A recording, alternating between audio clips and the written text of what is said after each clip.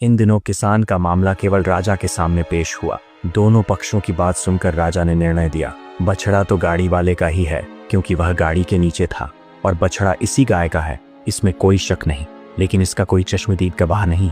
इस फैसले से गाय वाले किसान को बहुत दुख और निराशा हुई। बेचारा करता भी क्या। गाय का मालिक दुखी और निराश होकर सराय वाले के पास पहुंचा गाय लेने।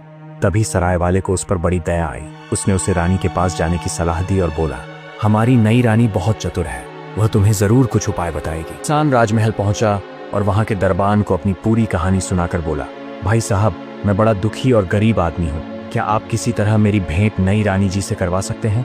दरबान बोला, मैं मजबूर हूँ भाई। राजा साहब ने किसी भी फरियादी को रानी से मिलने की सख्त मनाही कर दी है, मरता क्या न करता। किसान ने चोरी छिपे महल के आसपास चक्कर लगाना शुरू कर दिया। उसे एक बगीचे में रानी चहलकदमी करती दिखाई दी। फिर क्या था, बगीचे की बाड़ फांद कर गाय वाला अंदर जा पहुंचा और रानी के आगे गिड़गिड़ाकर अपने साथ हुए अन्याय की कहानी कह सुनाई। चंपाकली ने थोड़ी देर विचार किया, फिर बोली, मेरी बात ध्यान से सुनो।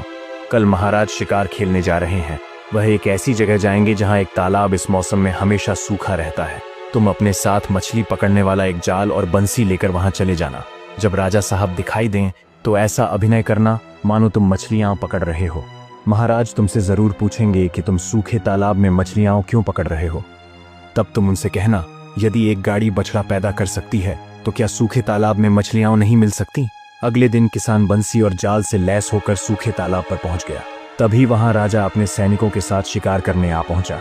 उसने देखा कि एक बूढ़ा व्यक्ति सूखे तालाब में मछलियां पकड़ रहा है। राजा उसके पास गया और पूछा, तुम सूखे तालाब में मछलियां क्यों पकड़ रहे हो? इस पर किसान बोला, जब एक गाड़ी बछड़ा पैदा कर सकती है तो सूखे तालाब में मछलियां क्यों नहीं मिल सकती? किसान का उत्तर सुनते ही राजा हैरानी में पड़ गया। वह किसान से जोर से बोले, ये तुम किसकी बोली बोल रहे हो? तुम तो ऐसा कभी सोच भी नहीं सकते। सच सच बताओ, क्या तुम रानी से मिले थे? किसान इनकार न कर सका। उसने तुरंत स्वीकार कर लिया कि ऐसा करने की सलाह उसे रानी से ही मिली थी।